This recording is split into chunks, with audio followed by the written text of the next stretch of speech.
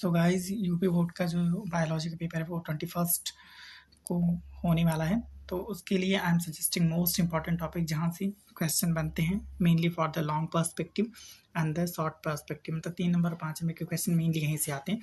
तो सबसे पहला चीज़ तो ये कि आप लोग जो sexual reproduction in flowering plant है उसमें एक चैप्टर है ये चैप्टर नंबर 2 12th NCERT का, जिसमें से एक टॉपिक है डबल फर्टिलाइजेशन, वो याद कर लीजिएगा।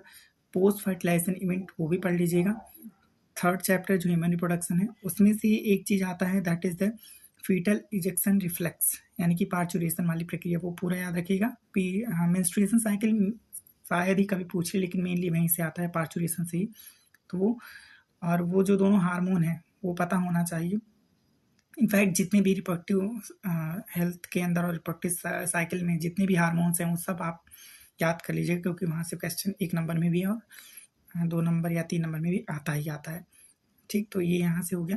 4th चैप्टर से मेनली भाई फुल फॉर्म आते हैं जिफ्ट का, MTP का एंड ऑल दैट, ये सारी चीज़ें हैं। फिर उसके बाद हमारा जो सबसे ज़्यादा वेटेज वाला चैप्टर है दैट इज़ द आनुवंशिकी यानी कि जेनेटिक्स, जिसमें चैप्टर नंबर 5 एंड 6 आता है, प्लस इकोलॉजी जो लास्ट के 3 से 4 चैप्टर हैं वो, इनका जो नंबर है वो चेंज होता रहता है, बट बेसिकली इन्हीं दोनों में से ही ज़्यादा पेपर बनता है। या तो अपना इकोलॉजी वाले सेक्शन से आ जाएगा, ठीक, या फिर इसमें say that is the genetics Mendelism वाले से यहाँ से आ जाएगा। और यहाँ पे भी मेनली क्या, एक तो DNA का डबल हेलिकल मॉडल आप लोग पढ़ लीजिएगा, RNA वर्ल्ड पूरा, मतलब कि RNA का टाइप, सेंट्रल डोग्मा, ट्रांसक्रिप्शन क्या होता है, प्रोटीन सिंथेसिस यानी कि ट्रांसलेशन क्या होता है, प्लस एक और चीज़ में हम लोग पढ़ते हैं that is the Chargaff rule, वो भी पूछते हैं। और क्या पढ़ते हैं इसके अंदर, लाइपोपेरान मॉडल है ना। तो ये सारी चीज़ें हैं। मेंडल का जो तीनों लॉ है वो पढ़ लीजिएगा ध्यान से, मेंडल के 7 पेयर ऑफ कंट्रास्टिंग कैरेक्टर, ये सारी चीज़ें आपको बारीकी से पता होनी चाहिए, और विथ एक्सेप्शन उनकी लिमिटेशन क्या है, फिर म्यूटेशन थ्योरी भी आपको आना ही चाहिए, कौन से प्लांट पे किया था ये भी चीज़ें पता होना चाहिए। तो these are the topic that we have to know. इसके अलावा इवोल्यूशन में ह्यूमन इवोल्यूशन तो बेसिकली पढ़ा ही होना चाहिए, ठीक है। और कौन से ह्यूमन की ऐसी प्रजाति थी या एंसेस्टर था जिसकी क्रेनियल कैपेसिटी ज़्यादा थी, जैसे सबसे ज़्यादा 1400 देखी गई थी जो कि निंदरथल में थी, यही है। तो ये सारा पूरा सीक्वेंस पता होना चाहिए, ठीक है। एनालॉगस ऑर्गन, होमोलोगस ऑर्गन, ये सब पूछते ही हैं, है ना। डार्विन फिंचेज भी पूछते ही हैं। तो ये सारे पता होने चाहिए।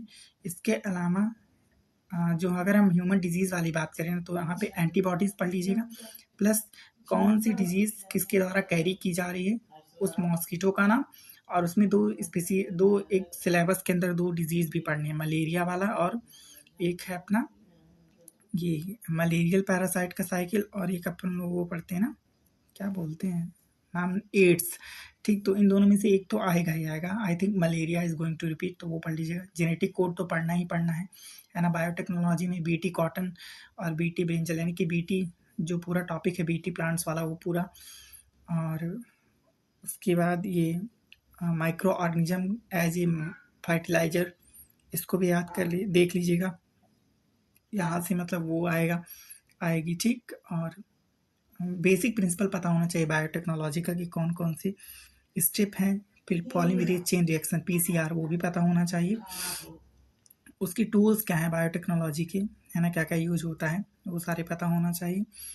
और फिर वही इकोलॉजी वाला सेक्शन आ जाता है। तो इस तरीके से ये जो इंपॉर्टेंट टॉपिक मैंने आपसे बोले सारे पढ़ लीजिएगा, because these are very important topic. आप लोग को लगे कि ऑलमोस्ट सारा ही मैंने बोल दिया, लेकिन नहीं, ठीक। जो जो मैंने नेम दिए हैं ना वो कम से कम, बिकॉज देयर आर 2 डेज, है ना, सैटरडे एंड संडे, तो you can cover it very fastly.